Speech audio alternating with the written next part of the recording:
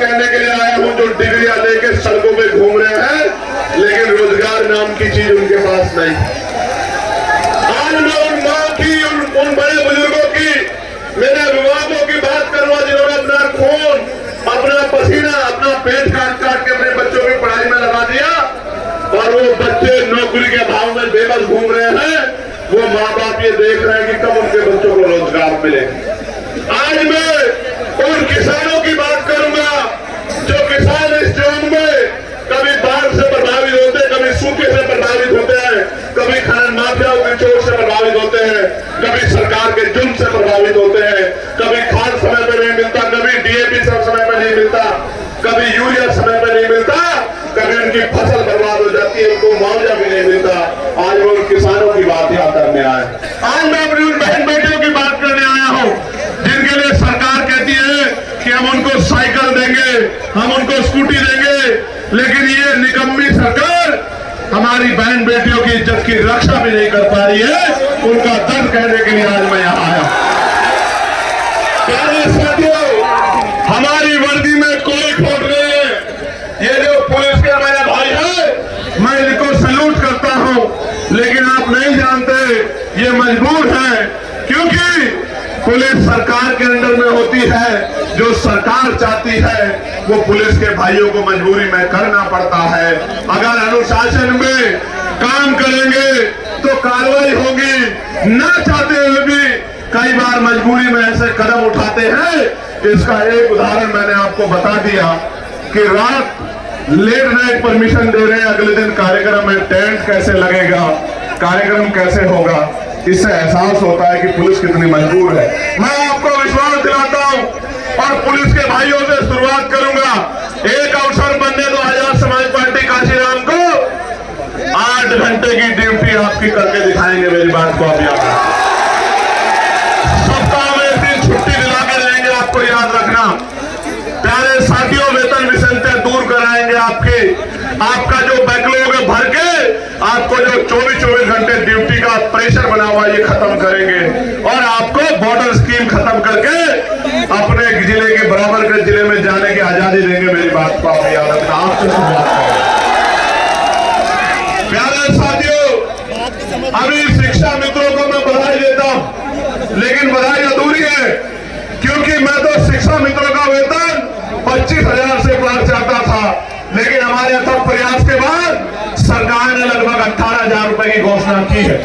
प्यारे साथियों, अभी तो शिक्षा मित्रों की बात आगे बढ़ी है, अभी तो लड़ाई पीआरडी के जवानों की बाकी है, होमगार्ड भाइयों बहनों की बाकी है, बहुजन माताओं की बाकी है, आशा आंगनबाड़ी बहनों की बाकी है, पंचायत सहायकों की बाकी है, रोजगार सेवकों की बाकी है। जब तक इनके मानदेय वेतन में वृद्धि नहीं होती और इनको कम से कम 20-20 हजार रुपए का रोजगार नहीं मिलता, तब तक हम लोग रुकने वाले नहीं, सरकार को मजबूर करके छोड़ेंगे।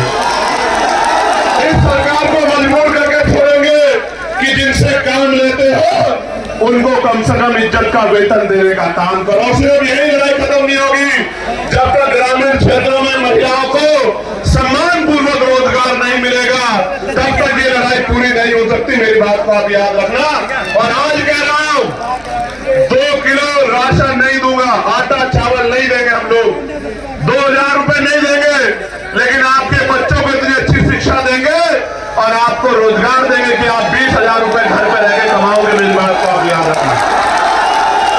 आपके बच्चों को इतनी अच्छी शिक्षा देंगे कि वो अपने पैरों पे खड़ा होकर 50,000 रुपए का रोजगार करेगा और आपके आंसू पूछने का काम करेगा। मेरी बात को आप याद रखना। प्यारे साथियों, उत्तर प्रदेश के हालात बदल रहे हैं, उत्तर प्रदेश के हालात बदल रहे हैं और एक तरफ तो नीले झंडे वाले बाबा साहब अम्बेडकर के अनुयायी, फूले साहू के अनुयायी घूम रहे हैं, दूसरी तरफ कुछ बहरूपिये भी घूम रहे हैं। और बहरूपियों को कैसे पहचानना है, बहरूपियों को कैसे पहचानना है, तो उनकी बातों में गौर करना पड़ेगा।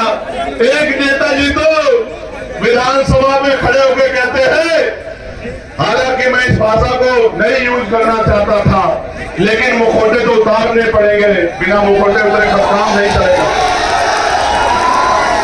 मैं जो मंचासीन चाहता हूं कि आज देश में सिर्फ चमार जाति को आरक्षण नहीं मिलता है, पूरे शेड्यूल कास्ट को आरक्षण मिलता है, पूरे बैकवर्ड क्लास को आरक्षण मिलता है। और तो और कई सारे मैं देश भर में घूमता हूं, क्षेत्रीय आधार पे तो सामान्य जाति के लोगों को भी हिमाचल में, जम्मू कश्मीर में, उत्तराखंड में आरक्षण का लाभ मिलता है। और तो और 2019 से AWS के जरिए सामान्य जाति के गरीबों को भी आरक्षण का लाभ मिलता है। लेकिन सामंतवादी सोच क्या होती है, इसका उदाहरण मैं आपको बताता हूं कि एक नेता असेंबली में खड़े होकर कहते हैं कि मैंने केवल से पूछा कि आप चमार बनना चाहते हैं। आप समझो मानसिकता क्या है, वो ये बताने का काम कर रहे हैं, क्योंकि निषाद समाज के लोग ये मांग कर रहे हैं कि उनको शेड्यूल कास्ट में रखा जाए, तो ये बताने का काम कर रहे हैं कि जो आरक्षण लेता है वो चमार बन जाता है। और मैं उन नेताजी को और उनके बड़े नेताजी को कहना चाहता हूं इस मंच से, कभी बाके चमार का इतिहास पढ़ना तो आपको पता लगेगा, और कभी सिर्फ बाके चमार का इतिहास मत पढ़ना, कभी चमार रेजिमेंट का इतिहास पढ़ना तो आपको पता लगेगा कि हमारे शौर्य का, कि बहुजन समाज में शौर्य कितना। मैं तो बार बार कहता हूं कि बना के देखो, अहिर रेजिमेंट बना दो, गुर्जर रेजिमेंट बना दो, पान रेजिमेंट बना दो, प्रजापति रेजिमेंट बना दो, निषाद रेजिमेंट बना दो, और देश की सेवा में, देश की रक्षा में मौका दो बहुजन समाज के लोगों को, हम दिखाएंगे देश की रक्षा कैसे होती है। बनाओ मौर्य रेजिमेंट, बनाओ साक्य रेजिमेंट, बनाओ कुर्मी रेजिमेंट, अगर आप में हिम्मत है बनाओ पटेल रेजिमेंट, और दो मौका हम बताएंगे हमारे अंदर कितनी क्षमता है। इतिहास गवाह है कि हमने अंग्रेज हो या कोई और शासक हो, किसी की आगे घुटने नहीं टेके, इतिहास बात का गवाह। प्यारे साथियों, आगे बढ़ेगी बात। अब 15 मार्च को मैं निमंत्रण भी देता हूं, और क्योंकि मीडिया पता नहीं क्या प्रचार करेगी, तो आपको बताना भी चाहता हूं कि 15 मार्च को बाराबंकी में आजाद समाज पार्टी का जैसे आज रेला हुआ ना, ये बहुजनों का मेला लगा है यहाँ जौनपुर में, ऐसा ही मेला लगेगा बाराबंकी में 15 मार्च को। और वो जो बहरूपी है, उनकी पार्टी कह रही है कि हम बहुजन समाज का दिवस बनाएंगे 15 मार्च को। क्यों बनाएंगे सुनो, क्योंकि 15 मार्च को मान्यवर साहब श्री काशीराम साहब की जयंती है।